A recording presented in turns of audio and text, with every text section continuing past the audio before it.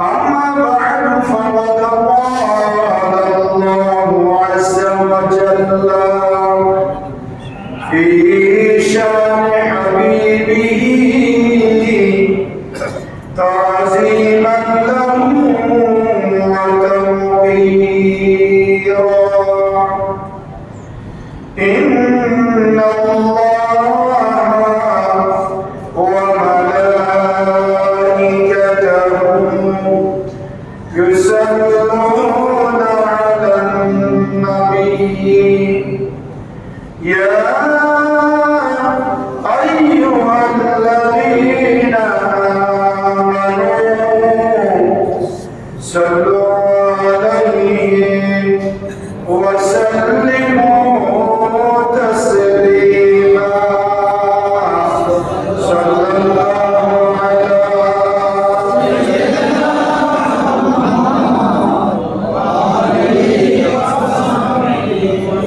صلى الله على سيدنا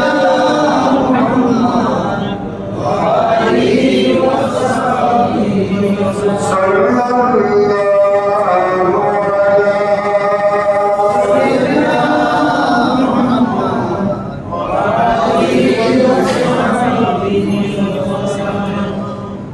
أعوذ بالله من الشيطان الرجيم بسم الله الرحمن الرحيم قد جاءكم برهان من ربكم وأنزلنا إليكم نورا مبينا صدق الله مولانا العظيم وبلغنا رسوله النبي الأمين ونحن على ذلك لمن الشاهدين والشاكرين والحمد لله رب العالمين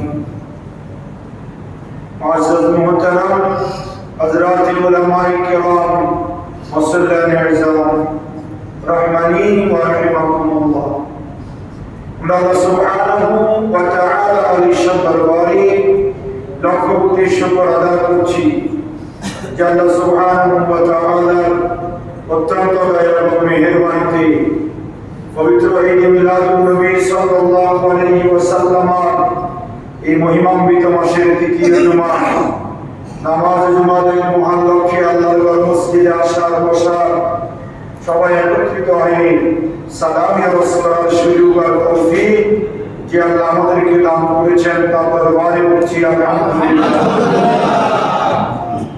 আর লক্ষ দরুদ ও সালামের হাদিয়া করছি সোনার মদিনায় কামলিওয়ালা নবী নুরুন নবী হায়াতুন নবী ইমামুল আউলিয়া নবী সমস্ত নবীদের নবী আল্লাহর পরিচয় দাতা মুহাম্মদুর রাসূলুল্লাহ সাল্লাল্লাহু তাআলা আলাইহি ওয়াসাল্লাম এর নূরি দরবার সোনার মদিনায় উচ্চ আওয়াজে একবার বলছি আলহামদুলিল্লাহ। মুহতারাম হাজিরিন, গত জুমায় আমরা ঈদে মিলাদুন নবীর ফজিলত নিয়ে আলোচনা শুনছিলাম। একই ধারাবাহিকতায় আজকে কোরআনুল কারীমের সূরা নিসা 170 নম্বর আয়াতে কারিমা শরীফ তেলাওয়াত করেছি। এই আয়াতে কারিমার আলোকে আল্লাহর নবীর আজমত, আল্লাহর নবীকে আল্লাহর কতটুকু শ্রেষ্ঠত্ব দান করেছেন এবং আল্লাহ রাব্বুল আলামিন হাকামুল হাকিমিন আল্লাহর নবীকে আল্লাহর পরিচয় দাতা হিসেবে দুনিয়ার জমিনে প্রেরণ করেছেন, এই ব্যাপারে আমরা আলোচনা শুনবো। বিমাশিয়াতিল্লাহ বিইজনিল্লাহ ওয়া মা তাওফীকি ইল্লা বিল্লাহ। আল্লাহ সুবহানাহু ওয়া তাআলা কোরআনে হাকিমের মধ্যে আল্লাহর নবীকে বলেছেন বুরহান। বুরহান অর্থ প্রমাণ। বুরহান শব্দের অর্থ কি? প্রমাণ। আল্লাহ যে একজন আছে তার প্রমাণে কয়জন আছে না নাই? কিন্তু আমরা দেখতে পাই তার বই বই প্রমাণ। গোটা পৃথিবী যিনি এককভাবে কন্ট্রোল করেন তিনি হচ্ছেন আল্লাহ সুবহানাল্লাহ। দুনিয়ার কোনো মানুষের পক্ষে সম্ভব, কোনো ব্যক্তি বিশেষের পক্ষে সম্ভব। আল্লাহ এটাও জানেন যদি পৃথিবীর কোন একটা অংশ কোন ব্যক্তিকে পরিচালনা করার জন্য দেওয়া হয় সেটা পুরোটাই যে তার নামে হয়ে যাবে এটাও আল্লাহ জানেন। কথা বলেন ঠিক কি না? সাধারণ একটা ওয়ার্ড, এই ইউনিয়ন বা একটা নির্দিষ্ট এরিয়ার জন্য কোনো ব্যক্তিকে যদি ক্ষমতা দেওয়া হয়, সেখানে কত রকমের অভাব, ঠিক কি না? এই জন্য আল্লাহ সুবহানাহু ওয়া তাআলা নিজেই প্রমাণ যে তামাম পৃথিবী আল্লাহ এককভাবে কি করছেন। আল্লাহ বলেছেন, লাউ কানা ফীহিমা আলিহাতুন ইল্লাল্লাহ লাফাসাদাতা, যদি আমি আল্লাহ ব্যতীত পৃথিবীর জমিনে আরেকটা ইলাহা থাকতো, ইলাহা বলে প্রতিপালক আরেকটা আল্লাহ থাকতো, তাহলে দুজনের ভিতর প্রতিনিয়ত কি হইতো? ঝগড়া লেগেই থাকতো। কার কথা? কিন্তু আল্লাহ অনলি ওয়ান। কয়জন? যেমন মনে হয় তেমন গোটা পৃথিবী এককভাবে কি করছেন? নিয়ন্ত্রণ করছেন। ছাত্র আসমান জমিন লৌহ কলম তাহারা সারা থেকে আরশ আজিম পর্যন্ত গোটা পৃথিবী যিনি নিয়ন্ত্রণ করছেন, যখন যেখানে যা প্রয়োজন তার ব্যবস্থা করছেন তিনি হচ্ছেন আমার আল্লাহ। কিন্তু আল্লাহ রাব্বুল আলামিন আহকামুল হাকিমিন বাহ্যিকভাবে আমার নবীকে এমন কিছু নিয়ামত আল্লাহ দান করেছেন যেটা প্রমাণ করে তিনি আল্লাহ একজন। আল্লাহ বলছেন, কদ জাআকুম বুরহানুম মির রাব্বিকুম, নবী আমার আপনি আপনার উম্মতদেরকে, আমি আল্লাহর বান্দাদেরকে আপনি জানিয়ে দেন, অচিরেই তোমাদের কাছে আমি আল্লাহর পক্ষ থেকে আল্লাহর প্রমাণ এসেছে। সুবহানাল্লাহ। কার প্রমাণ? ওয়া আনজালনা ইলাইকুম নূরাম মুবিনা, এবং আল্লাহর প্রমাণের সাথে সাথে সে নবীর কাছে একটা বিজ্ঞানময় কোরআন আমি আল্লাহ কি করেছি। তাওরাত, জাবুর, ইনজিল, অন্যান্য সহিফা যেগুলো পরিবর্তন হয়েছে, কিছু সংযোজন হয়েছে, কিছু বিয়োজন হয়েছে, কিন্তু একমাত্র অনলি ফর এই গাইড বুক, এই বিজ্ঞানময় কোরআন, যেটা পরিবর্তন না, এবং আল্লাহ চ্যালেঞ্জ করেছেন, ফাইল্লাম তাফআলু ওয়া লাম তাফআলু, যদি কারো পক্ষে সম্ভব না হয় তবে কখনো সম্ভব নয় আমি আল্লাহর এই কোরআনকে পরিবর্তন করা, সংযোজন করা, বিযোজন করা, এমন ক্ষমতা পৃথিবীর জমিনে আমি আল্লাহর কাউকে নূরাম মুবিনা বলা হয়েছে, স্পষ্ট নূর তোমাদের কাছে আমি আল্লাহ নাযিল করেছি। এই আয়াতের তাফসীরের দ্বারা এখানে নূর দ্বারা নবী মুহাম্মদ রাসূলুল্লাহ সাল্লাল্লাহু আলাইহি ওয়াসাল্লামকে আল্লাহ বুঝাইছেন। কুরআনুল কারীমের সূরা নিসা 170 নম্বর আয়াত। কত নম্বর আয়াত? 170 নম্বর আয়াত। এই আয়াতে আল্লাহ নবীকে নূর বলেছেন। সুবহানাল্লাহ। কে বলেছেন? আল্লাহ। এই আয়াতে কারীমের তাফসীরে কাশফ, তাফসীরে বাইজাবি, তাফসীরে জালালাইন, তাফসীর ইবনে কাসির, তাফসীর রুহুল বায়ান, এই ধরনের গুরুত্বপূর্ণ সব তাফসীরগুলোতে নবী মুহাম্মদ রাসূলুল্লাহ সাল্লাল্লাহু আলাইহি ওয়াসাল্লাম হচ্ছেন আল্লাহর প্রমাণ, সে কথা আল্লাহ বুঝাইছেন। সুবহানাল্লাহ। সকল নবীকে আল্লাহ মুজিজা দিয়েছেন। সুবহানাল্লাহ। সকল নবীকে আল্লাহ কি দিয়েছেন? মুজিজা। নবীর থেকে অলৌকিক ঘটনা যেটা বের হয় সেটার নাম কি? মুজিজা। আর সাধারণ আল্লাহর ওলিদের থেকে, আল্লাহর নেককার বান্দাদের থেকে যেটা অলৌকিক ক্ষমতা প্রকাশ পায় সেটাকে বলা হয় কারামত। সেটাকে কি বলা হয়? কারামত হচ্ছে কারামাতুল আউলিয়ায়ে হক, যারা আল্লাহর ওলি তাদের থেকে সত্যিকার কারামত প্রকাশিত হবে, এটাই হক, এটাই সত্য, এটাই কি সত্য। নবীদের থেকে মুজিজা, ওলিদের থেকে কারামত। আপনি ওলিকে কেমন বুঝবেন? ওনার থেকে কিছু অলৌকিক ঘটনা কারামত প্রকাশিত হবে। সুন্নতি শাসক সাবধানিয়ার শুনেছি, আমি দেখি নাই কোনোদিন।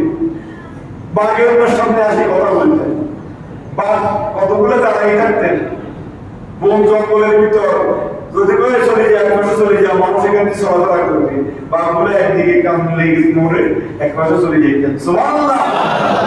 এটা হচ্ছে তার কারামত। এটা কি বুজুর্গি? সে আল্লাহকে এমন ভাবে রাজি করে ফেলেছে, বাঘ পর্যন্ত তার কথা শুনে। কোন কোন নবীর এক একজন নবীর এক একটা অঙ্গ প্রত্যঙ্গকে কারামত মুজিজা হিসেবে প্রকাশ করা হয়েছে। কোন নবীর হাত মুজিজা, কোন নবীর পা মুজিজা, কোন নবীর চোখ মুজিজা, কোন নবীর আঙ্গুল মুজিজা, কোন নবীর লাঠি মুজিজা। এক একজন নবীকে আল্লাহ এক একটা কি দিয়েছেন? মুজিজা দিয়েছেন। মুসা কলিমুল্লাহকে লাঠি দিয়েছেন, যে লাঠি ছেড়ে দিলে হাত থেকে কি হয়ে যেত?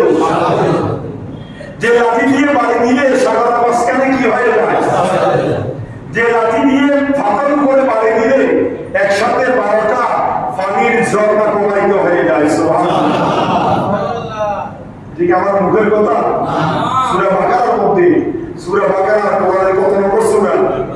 কোরআনুল কারীমের 2 নম্বর সর্ববৃহৎ সূরা, সূরা আল বাকারা 60 নম্বর আয়াতে কারীমার মধ্যে আল্লাহ বলেছেন, ওয়া ইসতাসকা মূসা লিকাওমিহি ফাকুল লাকরিব বিআসাকাল হাজার ফানফাজারাত মিনহু 12 আইনা قد علم كل أناس مشربهم كلوا واشربوا من رزق الله ولا تعثوا في الأرض مفسدين।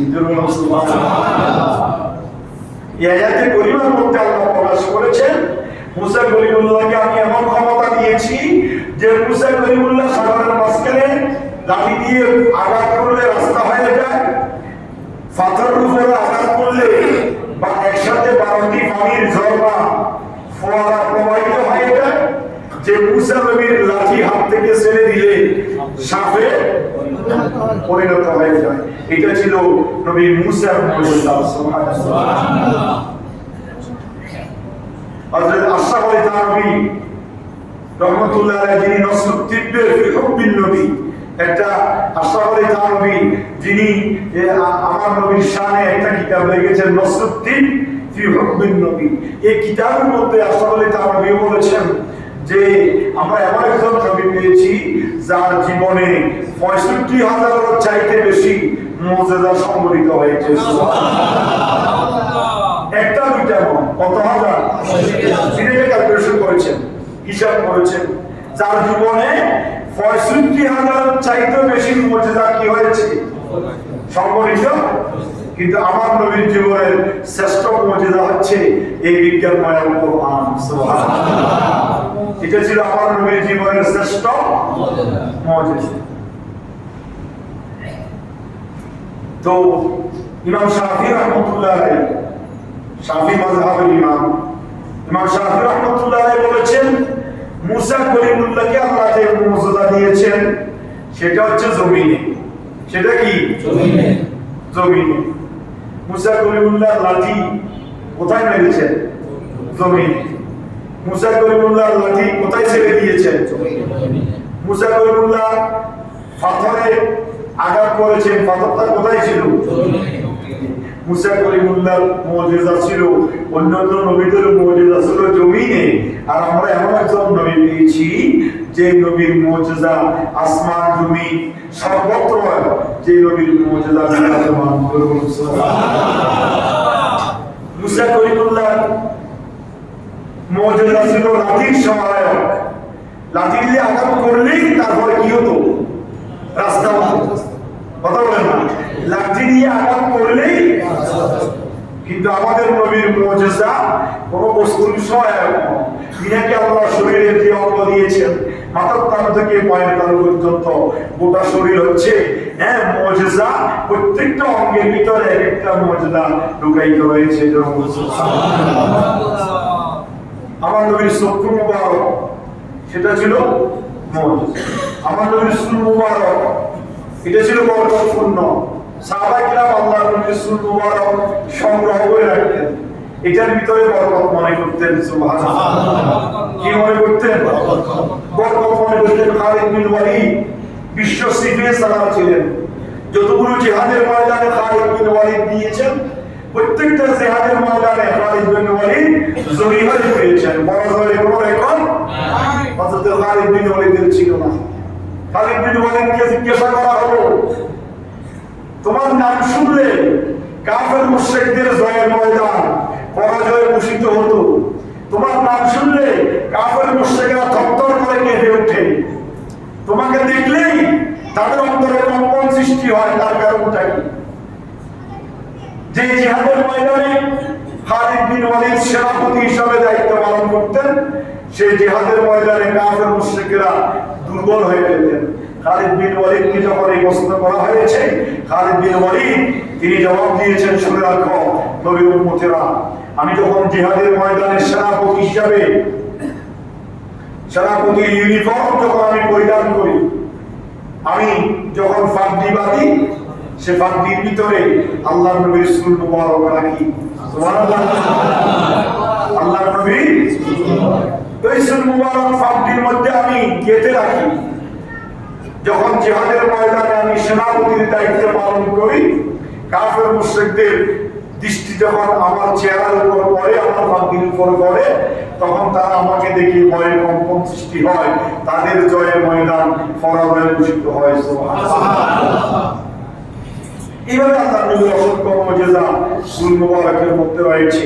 আমার বলা আস রাদিয়াল্লাহু তাআলা আনহু অত্যন্ত জলিলুল কদর সাহাবী আমর ইবনুল আস, তিনি তার সন্তানকে ওসিয়ত করেছেন, আমি যদি ইন্তেকাল করি তাহলে আমার সুবানে এবং আমার চোখের মধ্যে আল্লাহ রাসূলের চুল এবং মুখ মুবারক রেখে দিও।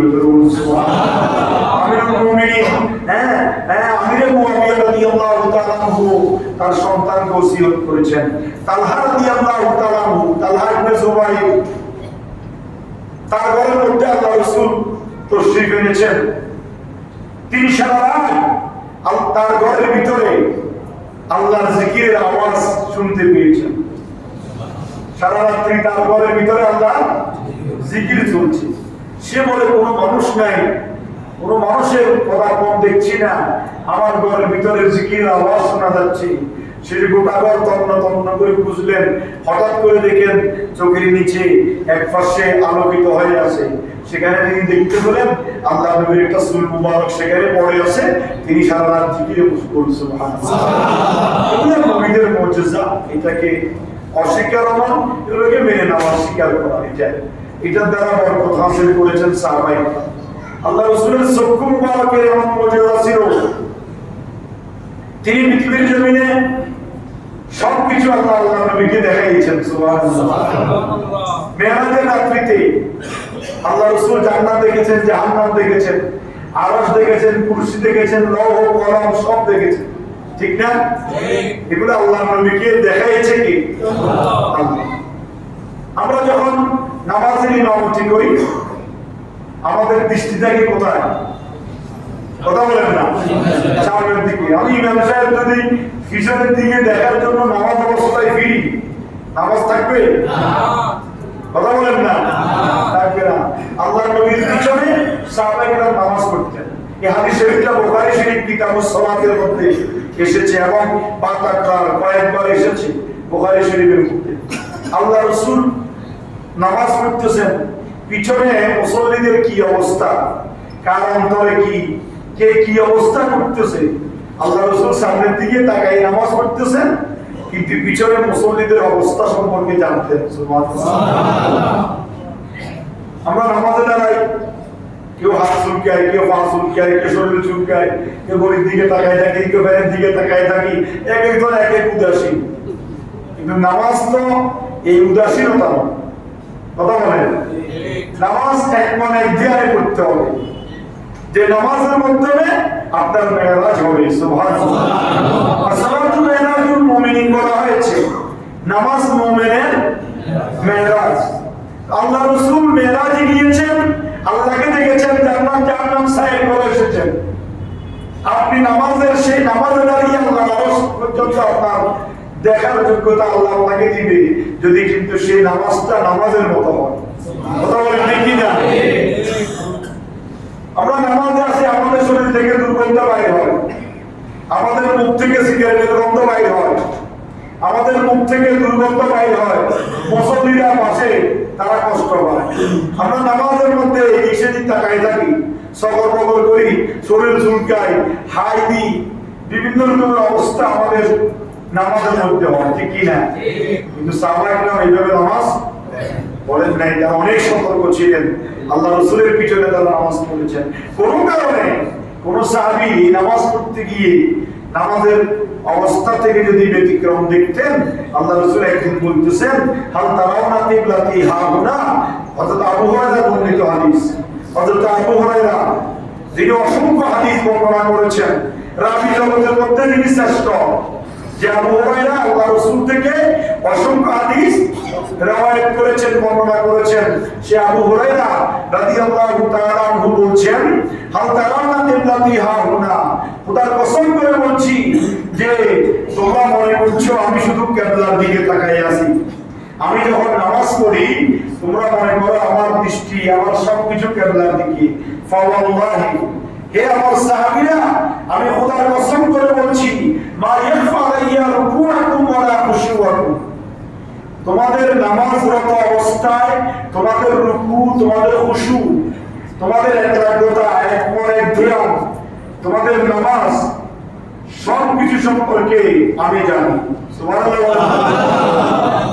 ইন্নী আরা মা লা তারাউনা, আমি নবী যা দেখি তোমরা তা দেখো না। ওয়া আনা আসমাউ মা লা তাসমাউন, আমি নবী যা শুনি তোমরা তা শোনো না। সাহাবারা অবাক হয়ে গেল, কি রে আল্লাহ রাসূল তো সামনের দিকে ফিরে নামাজ পড়তেছেন, আমি পিছনে কি করতেছি, কার মানে কি কল্পনা কল্পনা, এগুলো কি আরেকজন জানার কথা নাকি? ইমাম সাহেব এগুলো জানবে? কিন্তু আল্লাহ রাসূল সাল্লাল্লাহু আলাইহি ওয়াসাল্লামকে আল্লাহ এই ক্ষমতা দিয়েছেন।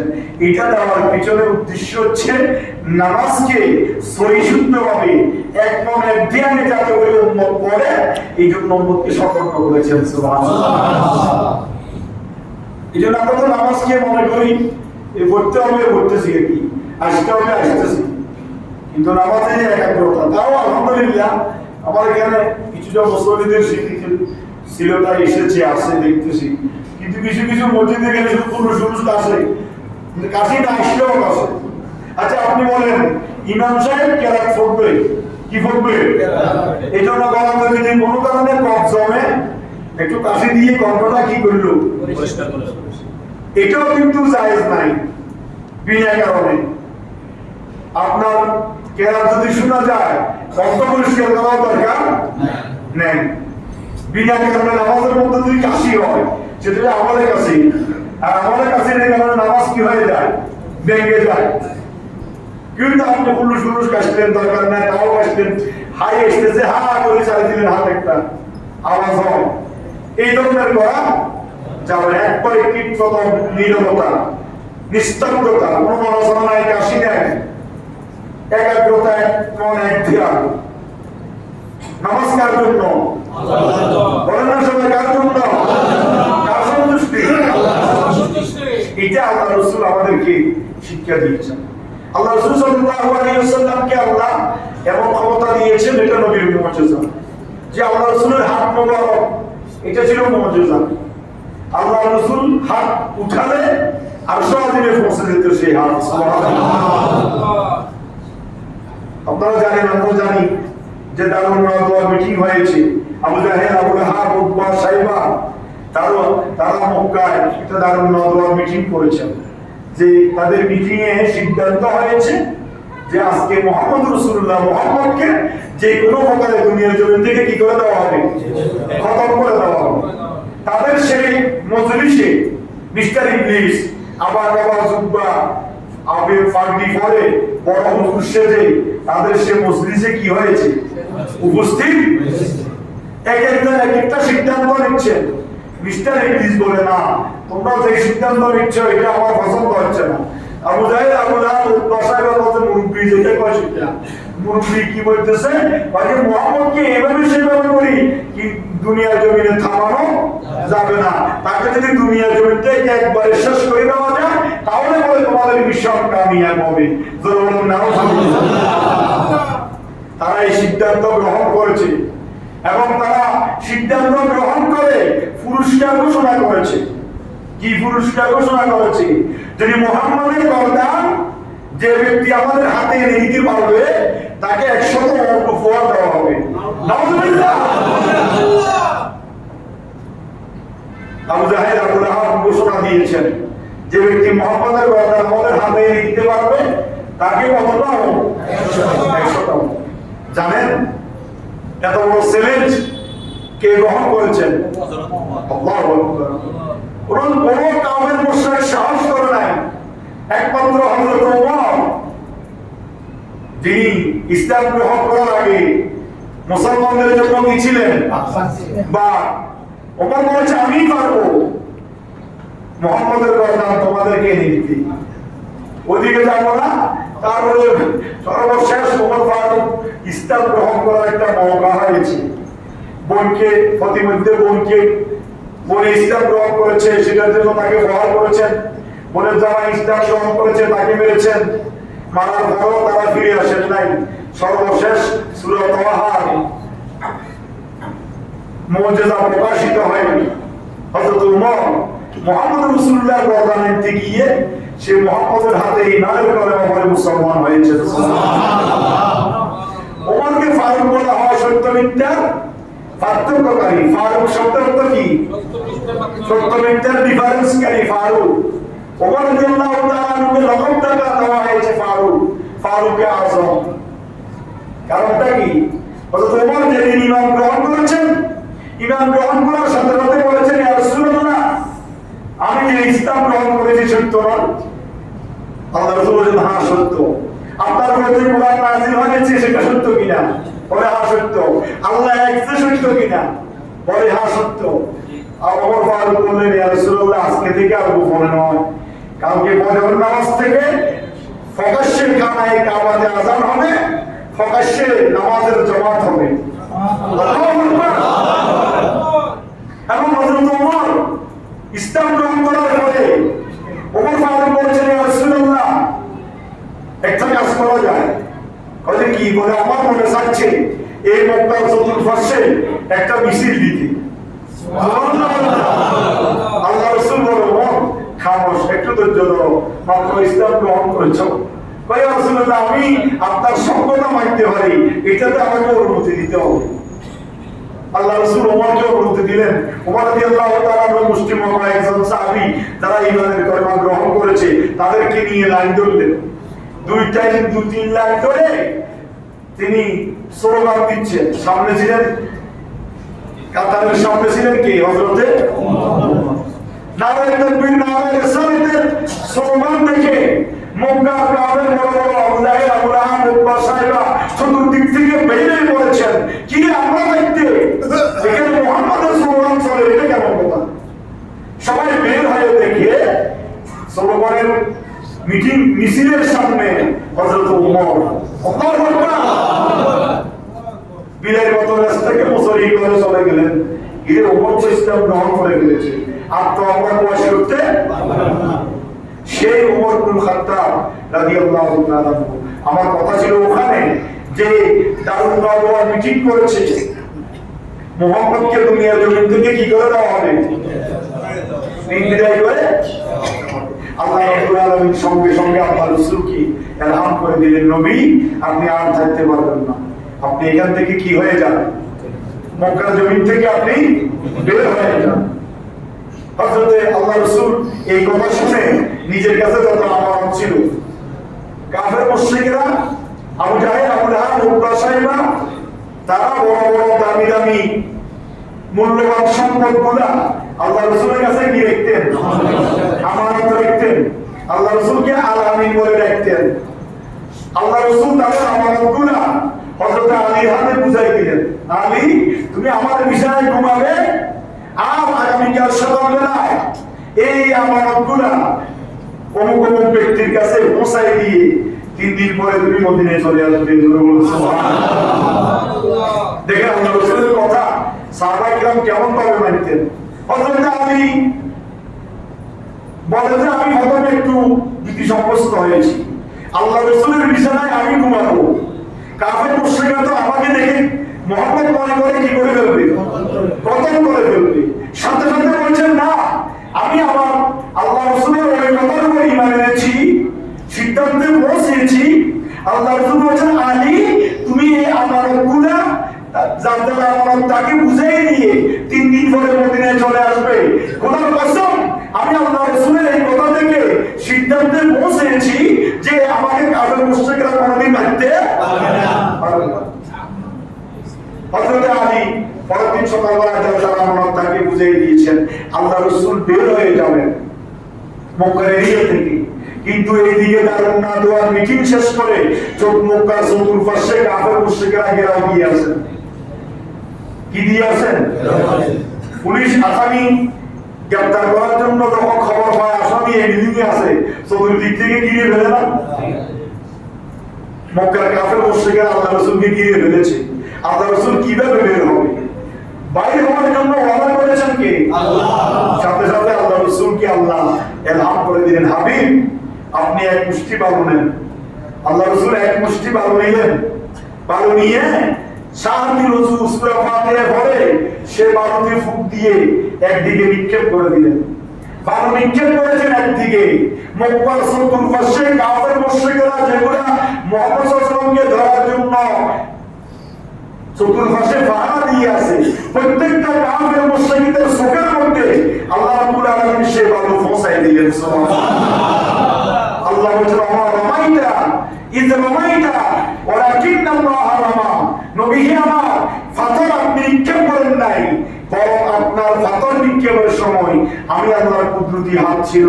আমি আল্লাহ রাব্বুল আলামিন আপনার হাতের মাধ্যমে পাথর নিক্ষেপ করাইছি, আর আমার কুদরতি হাত দ্বারা প্রত্যেক কাফের মুশরিকদের চোখের মধ্যে সে বালু পৌঁছায় দিয়েছি। একজন আরেকজনকে ধাক্কা দিয়ে আকসুর করতেছে, আল্লাহ নবী দুইজনকে ধাক্কা দিয়ে সামনে দিয়ে বের হয়ে পড়েছেন। এটা ছিল আল্লাহ রাসূল সাল্লাল্লাহু আলাইহি ওয়াসাল্লামের হাতের মুজিজা। শুধু তাই নয়, আল্লাহ রাসূল হাত উত্তোলন করলে সেই দুয়ার সাথে সাথে আল্লাহর দরবারে কি হয়ে যেত? কবুল হয়ে যেত। এটা হচ্ছে আল্লাহর পরিচয়। মুহাম্মদ রাসূলুল্লাহ আল্লাহর পরিচয় দিচ্ছেন। হযরতে আবু হুরায়রা, নাম কি বলছিলাম? আবু হুরায়রা। আবু হুরায়রা ইসলাম গ্রহণ করার আগে তৎপরে যুবক আল্লাহ রাসূলের দরবারে আসা যাওয়া করতেন। আসা যাওয়া করতে করতে একদিন মায় রাত্রে যখন আল্লাহ রাসূলের দরবার থেকে আসছে দিছে ভিড়িয়া, তুই কোথায় গেছস এত রাত্রিতে, কোথায় থেকে আসছস? বলছে মা, যে কদম শুনতে পারলে দুনিয়ায় জন্ম, সে দরবার নবুয়ত থেকে আসতে আমার দেরি হয়েছে। সুবহানাল্লাহ। আল্লাহ রাসূলের নাম শোনার সাথে সাথে আবু হুরায়রার মা তেলে বেগুনে গরম হয়ে রেগে উঠেছেন। কারণ আবু হুরায়রার মা ছিলেন কাফেরা, মুশরিকা, আর আবু হুরায়রা ঈমানের কালেমা গ্রহণ করেছেন। মুহাম্মদ রাসূলের নাম শুনে তাকে মারা শুরু করেছেন। মারতে মারতে রক্তাক্ত করে বলেছেন। আবু হুরায়রার মাকে কিছু বলেন নাই। মা মারার পরে আবু হুরায়রা আল্লাহ রাসূলের দরবারে চলে গিয়েছেন। যাওয়ার পরে বলছেন, ইয়া রাসূলুল্লাহ, আল্লাহ রাসূল আবু হুরায়রা কি রে কাঁদতেছো কেন? যুবক ছেলে তুমি কেন কান্না করছো? বলে, ইয়া রাসূলুল্লাহ, মা আমাকে বলেছে, আমি এজন্য আপনার দরবারে এসেছি। আল্লাহ রাসূল বলে, মা মেরেছে? আমার তো কোনো ইন্টারফেয়ার করার অধিকার নাই। মা মেরেছে তোমাকে, আমি রাসূল বলার কোনো অধিকার নাই। মা মেরেছে এজন্য তুমি সবার ইখতিয়ার করতে হবে। বলে, ইয়া রাসূলুল্লাহ, মায়ের বিরুদ্ধে নারীর দিকে আসি নাই, কি জন্য এসেছো? ইয়া রাসূলুল্লাহ, আমি জানি। আপনি নবী নুরানি হাত যদি উপরে তুলে আল্লাহর আরশ পর্যন্ত পৌঁছে যায়। আমি এসেছি, আপনি আল্লাহর দরবারে মুনাজাত করবেন, আল্লাহ যেন আমার মাকে হেদায়েত দান করে। সুবহানাল্লাহ। আল্লাহ রাসূল দোয়া করেছেন, আল্লাহুম্মা ইহদি উম্মা আবি হুরায়রা, হে আল্লাহ, আবু হুরায়রার মাকে তুমি হেদায়েত নসিব করো। আল্লাহ রাসূল দুই হাত ধরে মুনাজাত করেছেন। আবু হুরায়রা সম্মানিত আরম্ভ করলেন। আবু হুরায়রা দৌড়তে দৌড়তে মাঝখানে প্রতিমধ্যে ছেলেরা তৈরি করেছেন। কিরে, জানি যে আবু হুরায়রা সর্বশক্ত ছেলে, ভদ্র ছেলে, সে তো এত দৌড়ায় না, দৌড়াচ্ছে কেন? কোনো বিপদ হলো নাকি? আবু হুরায়রাকে যখন মধ্যখানে বন্ধুরা তাদের বলেছেন, বলে আমাকে ছেড়ে দাও, আমি দূরে গিয়ে আগে বাড়িতে যাইতে চাই।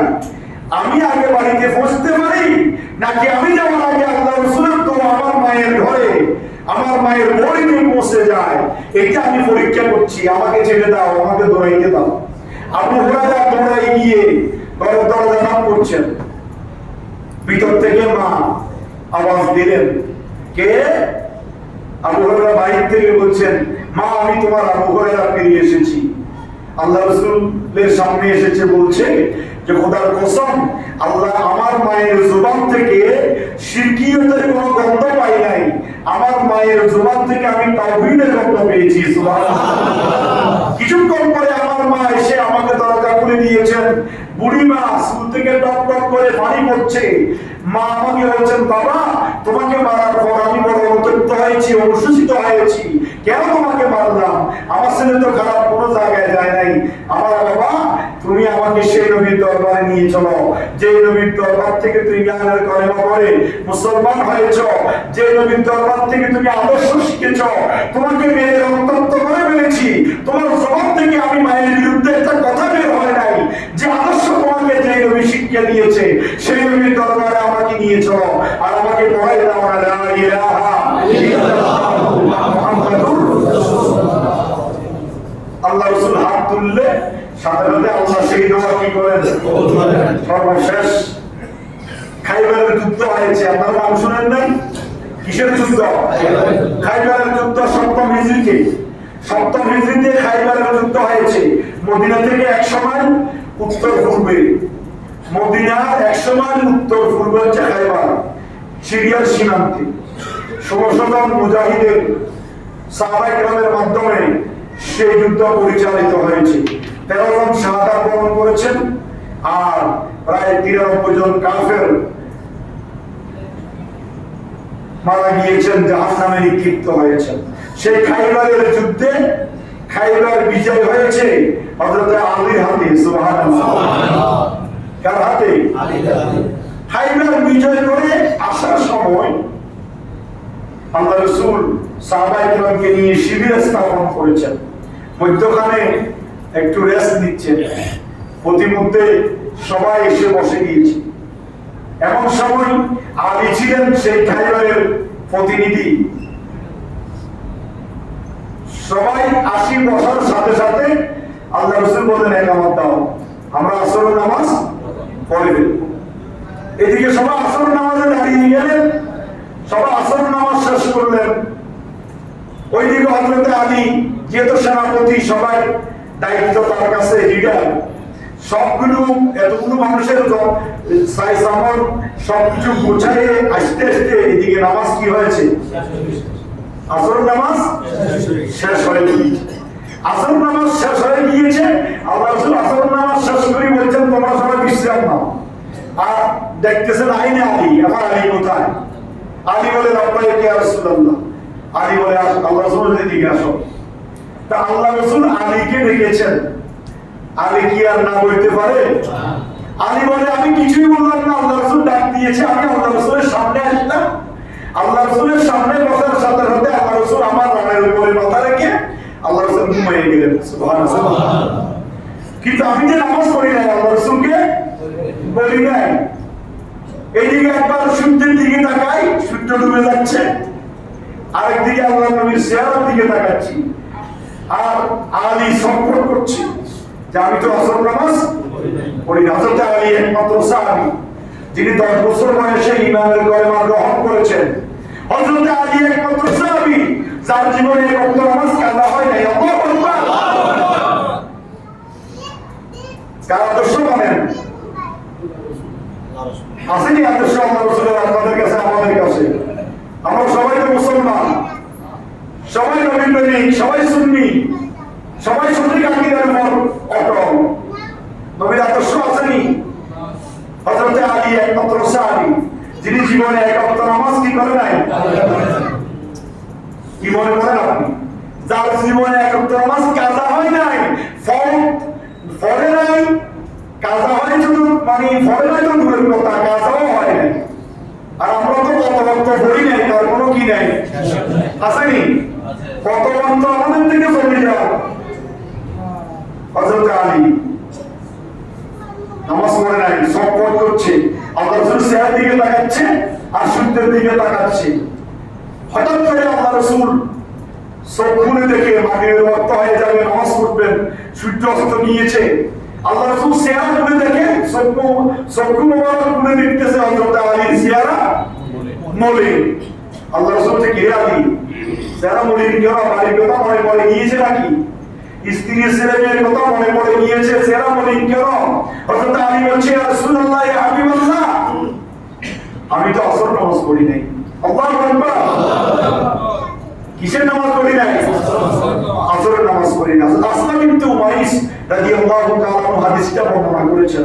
হযরত আসমা বিনতে উমাইস রাদিয়াল্লাহু তাআলা বলছেন যে হযরত আলী যে মুহূর্তে বলেছেন যে আমি নামাজ পড়ি নাই, সাথে সাথে আল্লাহ রাসূল উঠে দুই হাত তুলে দিলেন, আল্লাহুম্মা ইন্না আলিয়ান কানা ফি তাআতিকা ওয়া তাআতি রাসূলিকা। আল্লাহু আকবার। আল্লাহ রাসূল বলতেছেন, হযরত আসমা বিনতে উমাইস হাদিস বর্ণনা করতেছেন যে আল্লাহ রাসূল দুই হাত তুলে বলেন, আল্লাহুম্মা ইন্না আলিয়ান, হে আল্লাহ নিশ্চয় আমার আলী কানা ফি তাআতিকা ওয়া তাআতি রাসূলিকা, তোমার এবং তোমার রাসূলের গোলামীর মধ্যে ছিল। সুবহানাল্লাহ। তোমার এবং তোমার রাসূলের খেদমতে ছিল। তো আল্লাহ যেন বলতে চাচ্ছেন, ইয়া রাসূলুল্লাহ এখন কি করব? আমি আপনার খেদমতে আছি, আমি এখন করার কি? ফারদুত আলাইয়া শামস। আল্লাহ রাসূল বলতেছেন, আল্লাহ যে সূর্য অস্ত গিয়েছে সেই সূর্যকে আমার আলীর জন্য আপনি আবার উঠিয়ে দেন। সুবহানাল্লাহ। قالت أسماء رضي الله تعالى عنها হাদিস বর্ণনা করতেছেন, ফারাআইতুহা বারাবা, আমরা সেখানে সবাই দেখেছি সূর্য কি হয়েছে? অস্ত গিয়েছে। সূর্য অস্ত গিয়েছে আমরা সবাই দেখেছি। সুম্মা রাআইতুহা তালাআন, আল্লাহ রাসূল যখন হাত উত্তোলন করে ফরিয়াদ করলেন, হঠাৎ করে দেখলাম ডুবন্ত সূর্য উঠে গিয়েছে। সুবহানাল্লাহ। হাত্তা ওয়ামা আলাল জিবালি ওয়া আলাল আরদি, যে সূর্য অস্তমিত গিয়েছিল সেই সূর্য আবার উদয় হয়েছে। সেই সূর্যের আলো পাহাড়ের উপরে এবং জমিনের মধ্যে আমরা দেখতে পেয়েছি। সুবহানাল্লাহ। সুম্মা ক্বামা আলিয়া, আল্লাহ রাসূল আলীকে বললেন, আলী রে তুমি তাড়াতাড়ি আসর নামাজ পড়ে নাও। হযরত আলী দাঁড়ায় গেলেন, ফাতাওয়াজ্জা, ওযু করলেন, সুম্মাল আসরা, তারপরে আসর নামাজ আদায় করলেন, সুম্মা গারাবাতিশ শামস, তারপরে সূর্য আবার অস্তমিত গেল। ওয়া যালিকা ফি লা সাহাবা, যে জায়গায় সূর্য অস্তমিত হয়ে আবার আলীর জন্য আল্লাহ রাসূলের দোয়ার বরকতে উদয় হয়েছে, সেই জায়গার নামে ছিল সাহাবা নামক স্থান। সেই স্থানে আল্লাহ রাসূলের দোয়া আল্লাহ সাথে সাথে আলীর পক্ষে কবুল করেছেন। এই কথা দ্বারা এটাই বুঝাতে চাচ্ছিলাম, আল্লাহ রাসূল যেটা বলেন সেটা আল্লাহ পাক শুনেন। আল্লাহ পাক কি করেন? শুনেন। কিন্তু আমরা এই মুজিজার, আল্লাহ রাসূলের মুজিজার আলোচনা শুনে আমাদেরকে শিক্ষণীয় বিষয় হচ্ছে আল্লাহ রাসূলের আদর্শ আমাদেরকে গ্রহণ করতে হবে। আল্লাহ রাসূলের সুন্নাত মোতাবেক আমাদের জীবন পরিচালিত করতে হবে। কোনটা সুন্নাত, কোনটা বেদাত, কোনটা শিরক, কোনটা জায়েজ, কোনটা না জায়েজ, এগুলো আমাদেরকে শিক্ষা গ্রহণ করতে হবে। আমরা তো ধর্মীয় শিক্ষা থেকে অনেক দূরে। আপনি 24টা ঘন্টার মধ্যে আধা ঘন্টা সময় নেন যে আমি মুসলমান হিসেবে, আমি সারাদিন 24 ঘন্টার মধ্যে আমি আধা ঘন্টা সময় ইসলাম নিয়ে রিসার্চ করি। ইসলামের বিধান কোনটা জায়েজ, কোনটা না জায়েজ, কোনটা সুন্নাত, কোনটা মুবাহ, কোনটা ওয়াজিব, কোনটা ফরজ, কোনটা সুন্নতে মুআক্কাদা, কোনটা সুন্নতে জায়েজা, কোনটা মানলে আল্লাহ খুশি হবে, কোনটা করলে আল্লাহ নারাজ হবে। তোরা বলে আপনি ফরিদা আল্লাহ করলে মুসলিম। প্রত্যেক মুসলমানের উপর দ্বীনি ইলম শিক্ষা গ্রহণ করা কি ফরজ।